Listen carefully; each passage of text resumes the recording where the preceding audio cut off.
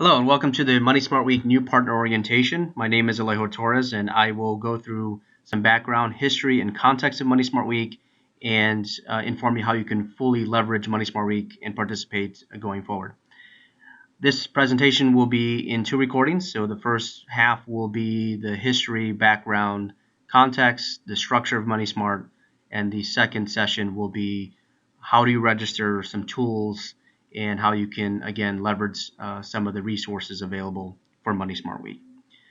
So first, if we can get into the again, a little bit of an overview of what we're going to be talking about, the history and mission, how we got started, what our purpose is, the campaign structure as it exists in local campaigns as well as nationally, partner roles and responsibilities. So as a partner, what you are expected to do and how to engage for Money Smart Week, and some of the tools and resources to help you do that.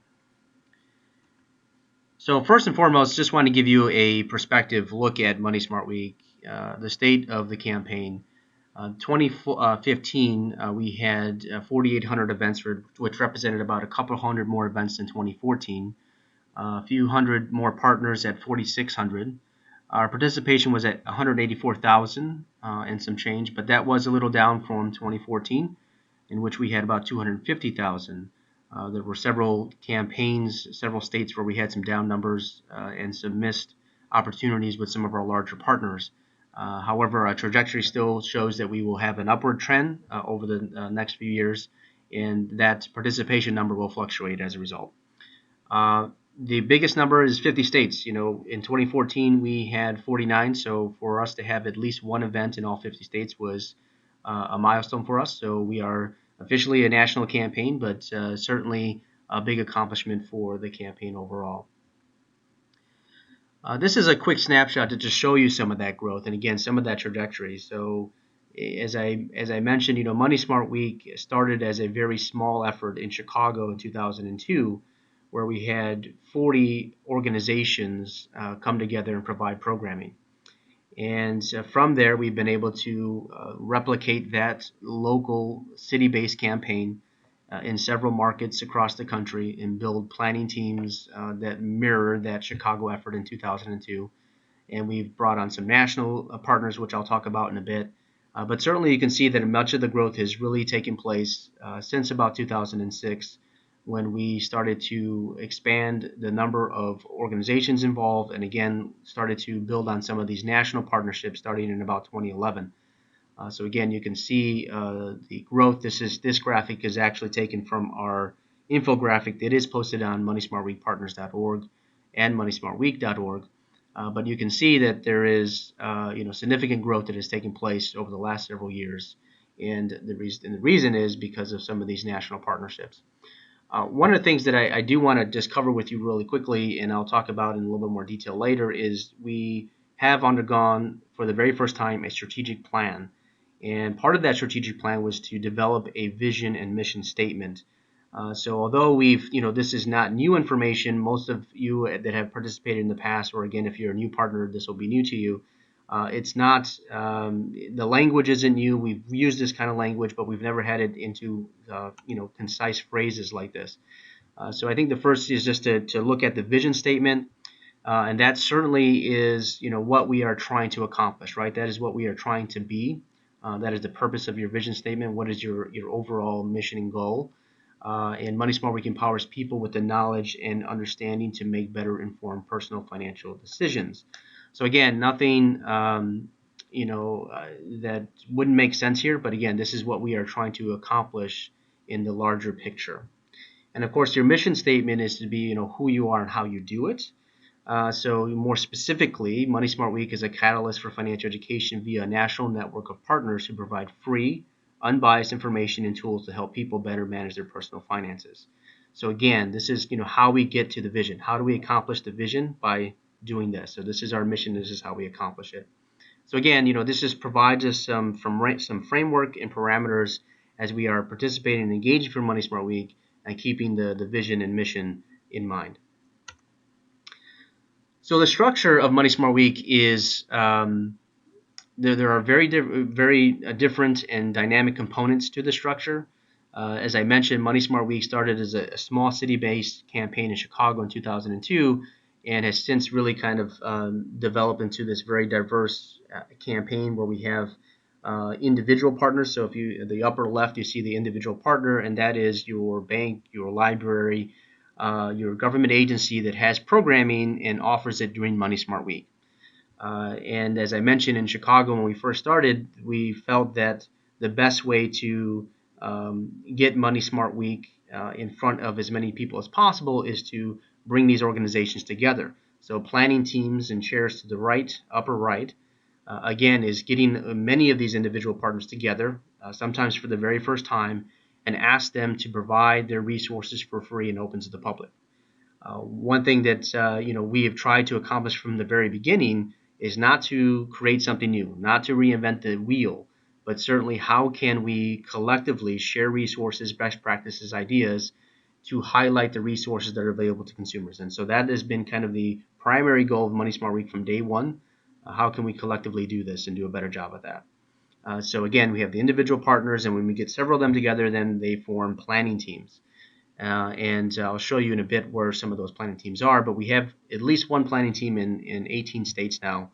And this very grassroots model where these organizations come together at the city level, at the county level, and sometimes at a regional level, and even statewide, to focus on events locally, focus on promotion and events and activities locally, and again, really leverage those resources among all of the partners that are participating. And then, of course, in the middle of the slide, you have the Chicago Fed, because we started the effort in 2002 and continue to manage it on the national level. Now, to the center right, we have the Fed system. The Federal Reserve Bank of Chicago is one of 12 Federal Reserve banks across the country, and part of the central bank. And all of these other Federal Reserves have engaged at some level with Money Smart Week and are providing space and some resources in some of the areas where there are some planning teams. However, the Chicago Fed is still the national coordinator for the overall effort. And again, some of the other feds are engaging at the local level, but the national content and coordination still comes out of Chicago. We have to the center left state partners. There are in some states where a national partner, or I'm sorry, a statewide partner does get involved in a big way. An example might be the Governor's Council on Financial Literacy in the state of Wisconsin that is associated with the Wisconsin Department of Financial Institutions. And those two entities come together to really push Money Smart Week throughout the state, and really has been one of our more progressive states in terms of the number of planning teams, individual partners, and activities. It really has. In fact, I think they have well over 20 planning teams just in the one state. Every other county seems to have a planning team, so it's a very, very progressive and a very effective way to roll out Money Smart Week throughout a state when you have a statewide partner that's willing to kind of help push it. And then in the lower left, the national partners is the logo for the American Library Association. These are the national partners that have decided to get behind Money Smart Week in a big way and provide the top-down approach. So if you think about the planning teams as a bottom-up, where you have the grassroots effort and those organizations coming together to focus on local activities and promotion, we have the national partners that come on board and provide the information to all of their member agencies or facilities or members, and invite them, encourage them to participate in Money Smart Week. So we have that top-down approach in the organizational backing for Money Smart Week. And that, again, has been a major factor for our growth across the country. And ALA in particular is the reason why we are in all 50 states, because they have fully engaged their members to host events during Money Smart Week. And in the lower right, we have some sister campaigns. We have some of those out there. Some that come to mind are the state of Nebraska, the city of Houston, and a few others that were early adapters of Money Smart Week. So keep in mind, when we started this in 2002, we never had the thought that this would be a national effort, and it just kind of continued to grow by demand. Different communities across the country kept seeing what we were doing in Chicago, and then Detroit, and then Wisconsin, and other areas in the 7th District of the Chicago Fed, and wanting to replicate that. In those early days, we did not have a national website, national infrastructure for these planning teams to plug into. So we kind of brought the idea and the Money Smart Week in a box, so to speak, to these different cities and markets, and they used that as a baseline to develop their own very similar campaign. So we do have a few of those sister campaigns out there still. And to give you an idea of the planning teams and where they exist, as I said, we have at least one in 18 states. And you can see this map kind of represents where they are. So we do have them from coast to coast. Our goal is to have at least one planning team in every state by the time we're fully mature. But certainly you can see here that the standard teams, the Ben Franklin heads in yellow, are the ones that are following, the national model and, go to moneysmartweek.org and all of that. Our sister campaigns to the right on the bottom of the key there are the blue Ben Franklin heads, and those are some of the efforts where we have some of these very similar Money Smart Week campaigns going on. But again, there's only a handful of those, and there's thought that maybe in the future they might go over to the national effort. And then we have some potential planning teams. So this map is a little bit outdated. North Carolina, Charlotte is the new one coming on board as opposed to South Carolina, but you can see where there's some potential. And certainly if you are from an area where there is not a planning team, and I'll tell you about how you can figure that out later, there is an opportunity for you to reach out and investigate the possibility of starting a planning team. So our current national partners are ALA. I mentioned them already a couple of times. The Certified Financial Planners Board of Standards and FPA, Financial Planning Association, at the bottom center, are pretty similar in that they have financial planners as members, and have the ability to reach out to many of them to participate and engage for Money Smart Week. So if you think about ALA as being the host facilities, and then the financial planners as being at least part of the educators that can provide classes and information during Money Smart Week. And then similarly in the lower right we have USDA, but that's really the cooperative extension side of USDA. So as you know, all these land grant based universities, University of Illinois Extension, Michigan State Extension, etc. These organizations, these universities have a very robust consumer finance side to them. They have consumer economics educators, they have facilities. So they have, again, another kind of, they play a dual part where they have facilities and educators. So they're a national partner for us as well. And then the Consumer Financial Protection Bureau, obviously, they have a whole Office of Financial Education and are a sister agency to the Fed, and are, really, again, trying to take that national leadership role when it comes to financial education. So having them on board is a big deal. They do support and recognize Money Smart Week in a big way and promote it among their constituents, and look to do more in terms of providing some resources to partners. They have a whole effort with libraries to make Money Smart Week all year round and provide best practices and programs that they can develop and use, again, any time of the year, but of course during Money Smart Week as well. They do a lot of research, and they have a lot of information on how consumers can leverage some of their resources as well. So that's how they have partnered with us so far.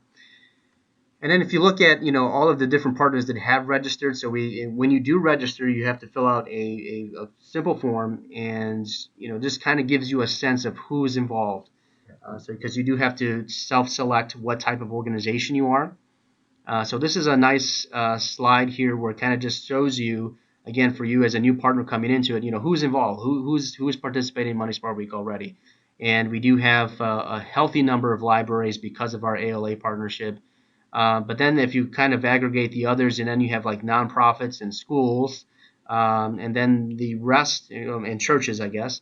And then the rest would be, well, not the rest, but the majority of the others left would be in the financial sector, right? So your financial advisors, your banks, other financial services, from the business side, maybe it's, talking about entrepreneurship, etc.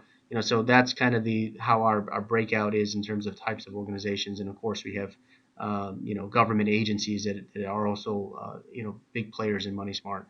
But again, just kind of gives you an idea of the mix of the types of partners involved. So that's going to be the end of our first section of this new partner orientation. And if you want to learn more about the tools and resources that are available to you and how you leverage those, please watch video number 2.